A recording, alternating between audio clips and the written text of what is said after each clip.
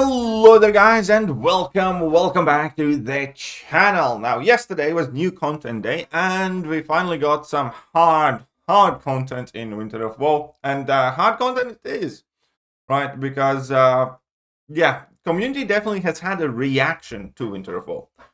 Some positive, plenty of it negative as well. And I will explain my thoughts about it, and before anybody goes into the comment section, I want to be perfectly clear that this is going to be a reflection, obviously, of my thoughts, and you need to keep in mind that I am somewhat masochistic in this type of terms. I do like content that frustrates me to no end. I miss content like that. I don't think that everybody should be subjected to it or expected to love content like that, but for instance, I miss the struggle of 6.2 to a degree, and that is one thing that we also need to establish, that not all content will always be suitable for everybody, and there's plenty of content released in the game that I have very little interest in and that doesn't excite me and that I don't particularly care for. There are some side events that I don't care doing. There are lower difficulties of monthly EQ that I don't care doing. Monthly event quest is, I wouldn't be doing Thronebreaker EQ if it wouldn't be required for Paragauntlet, right? And there's a lot of content released in this game that's not for me, and I'm okay with that. Only thing that I'm asking for people listening to this video is that there can be content that's released that's not for you or that you don't like, and that is also okay. Not everything has to be beatable by everyone else. And I think that is one of the areas where we kind of get this much reaction from, because if you have started playing this game in like last 2 or 3 years, you're probably used to a PvE content where you can just blitz through it for most part. Even Necropolis now is the type of content where you can just A-gun goes brr. And it has some appeals for sure. There will be people who like it more, but at the same time, it hasn't always been the case, and not everybody loves that change. And if you have started playing this game recently, you might not have ever encountered a situation where maybe your roster is not big enough, and you don't have like a specific counter that makes it easier, or maybe you're just not necessarily at a level yet, or maybe you need to try again and grind and practice something like that, where you can't just go in and spam a ton of revives, otherwise it's just gonna get ridiculously expensive. And Kabam's catching a lot of flack for it. In some ways, I do feel like Kabam's damned if they do, damned if they don't. And don't get me wrong, there are my critiques about Winter of WoW. Obviously, the energy cost, the bugs, and one of the objectives I don't think should have been there, or at the very least, I don't think it should have been a Paragon objective. There are things where I'm going to criticize Kabam, but when it comes to the level of the difficulty of the fight itself, I'm not going to do that. Because, yeah, it was hard. Yesterday I got frustrated. I tried to get the solo for like full hour and a half, and I had to take a break. And as soon as I finished the stream, then I did it in like a few more tries. So it took me like 2 hours to finally get that solo of the rank 3 She-Hulk, because I didn't have a She-Hulk ranked up, higher than that. And I enjoyed it. Not saying that everybody has to. I'm not saying that's something I'd want to do every day or every other day in the game.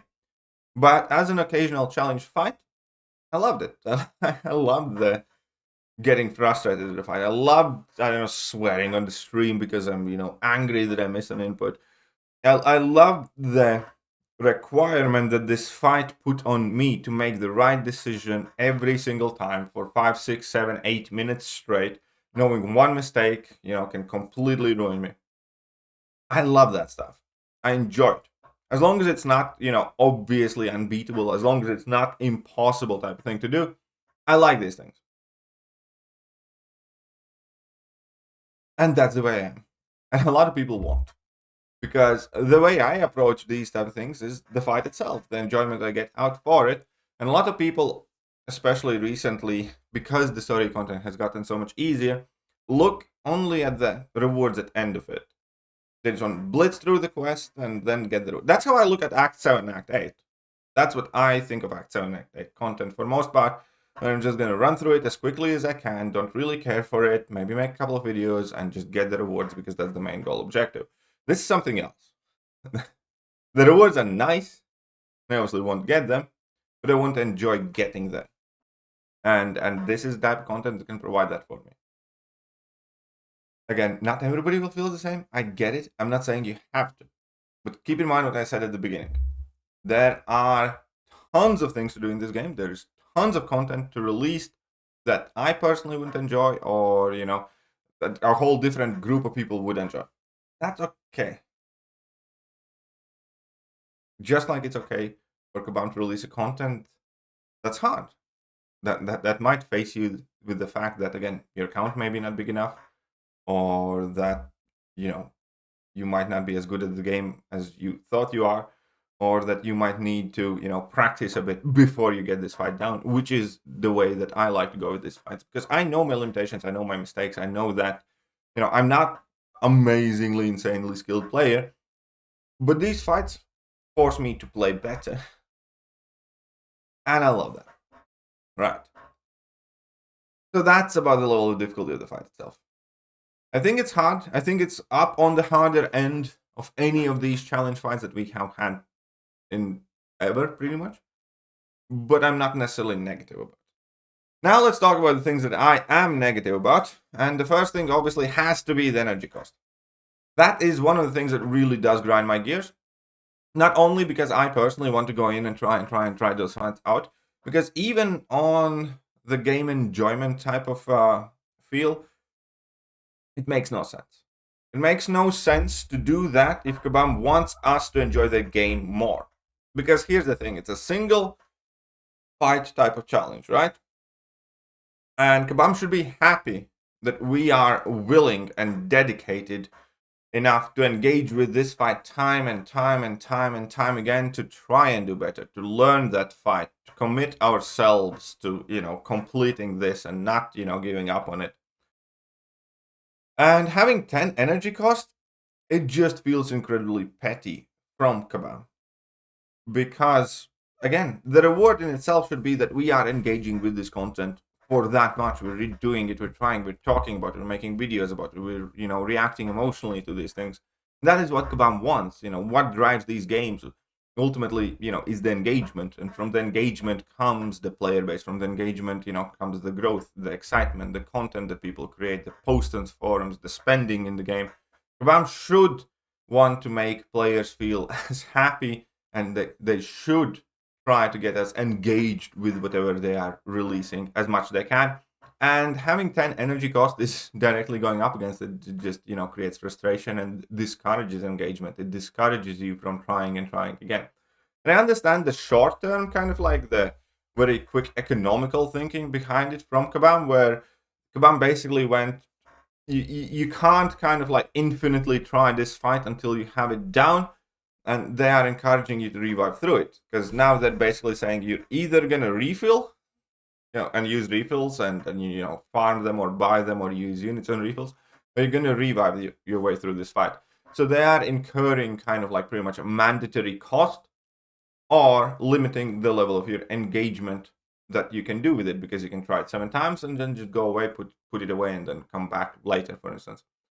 And I just don't think that's the wisest approach, personally. I know Kabam explained why they are doing it. They're wanting to make us feel that there is a cost to this, but it really doesn't. It just infuriates the players. It really does. And what will be the end? Ultimately, what will be the end result of this? There will be two things that is going to happen. Kabam's probably going to get us to use more revives than we otherwise would, because people are going to run out of patience. Or number 2, there are going to be less people who do all the objectives. Because, they're going to see it like, okay, I have no energy, I don't want to spend units on that, I don't have refills, so, can't do it. Or, there will be obviously people who do this gradually and, try to do it with their free energy. But them using their free energy on this means that they're not playing the game elsewhere, which again, hampers engagement. Which I don't think was a close. It genuinely just feels petty and unnecessary. That's how it feels. Petty and unnecessary when it comes to the energy cost here. And, I wish Kabam removes it for the next ones. Dub they will. And then obviously the other thing that we need to talk about is the bugs. The Paragon players had their solo event reset and they're missing points now. Kabam said that, they're going to send these points out soon as, but, It's just, a typical Kabam thing. It's impossible for them to release pretty much anything without something being bugged and not working properly, and this is yet another thing. It's always nice when, Kabam surprises us and something goes smooth, which is like barely ever. And this is, to me, just like, of course that is. Like, of course there is a bug. Of course it reset. There's probably going to be a separate video about Kabam having quite a bad day yesterday, to be honest, because it did appear that there are some other issues cropping up with the update too and the new content. So that's been fun, but whatever. Then obviously we have the Warlock being bugged, which actually wasn't Warlock that was bugged. One of the nodes was bugged, and effectively the adaptive override made it so that your attacks don't even count as non-contact or contact. They just kind of existed in a limbo in itself. And that prevented several of the abilities from activating, which is why Warlock was not placing his infection charges on Absman when you were attacking him, and now he does. That, on the other hand, however, also means that Absman, as a defender, if he gets in his refined magma form, will now be able to inflict incinerates on the attacker when the attacker hits him with an attack. And, this makes it slightly worse for Sandman as well, because Sandman wasn't losing his charge and a few other bits and bobs here and there. But at the very least, Warlock is like a legitimate option. And the last thing that I want to talk about is going to be the objectives. I think I'm kind of screwed up there. I think the Gamma one is perfectly fine. I think that since there's 6-1, again, with like 2-3 solid targets is perfectly fine as well. I do think that the robot one should not have been there in the first place at all, because robot isn't a hashtag that seems to be particularly suited for that fight at all. And it genuinely feels like somebody just plucked it right out of there. It genuinely feels like somebody just... And that's not good. That's clearly not good, right?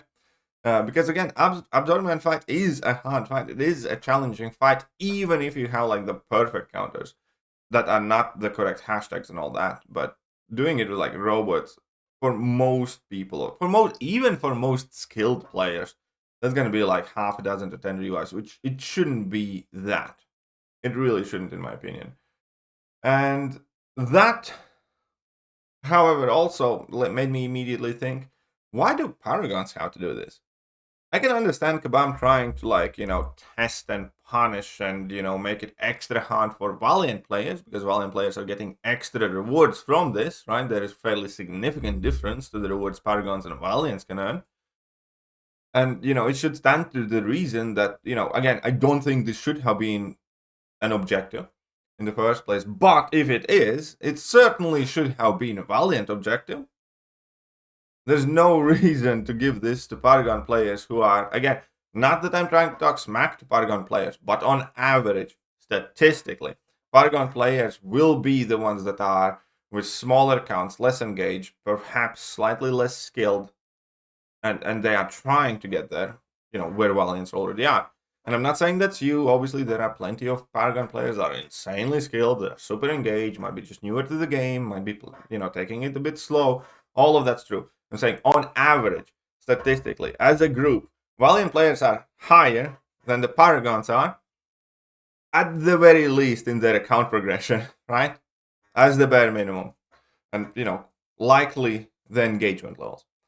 Or it could be, just cash levels, in which case, again, even if the only difference that separates Paragons from Valiants is the fact that Valiants on average have more money, then it should stand to reason and make sense that you try to force Valiants to unit through an event, not the Paragons. You know what I mean? So it genuinely kind of baffles me why they put the hardest objective for, as the one of the first two for Paragons to do.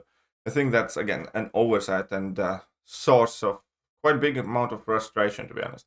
I think if this objective was Valiant objective, because there are far fewer Valiants in the game to begin with, and the fact that it would make more sense, there would be less complaints about it. And obviously now there are a lot of them. So that's where we are. This is my honest feedback. Again, it's nowhere near as kind of like critical video as some of you could have expected. Again, there are bad things. Again, I don't think there should have been energy cost. I don't think the robot objective is cool.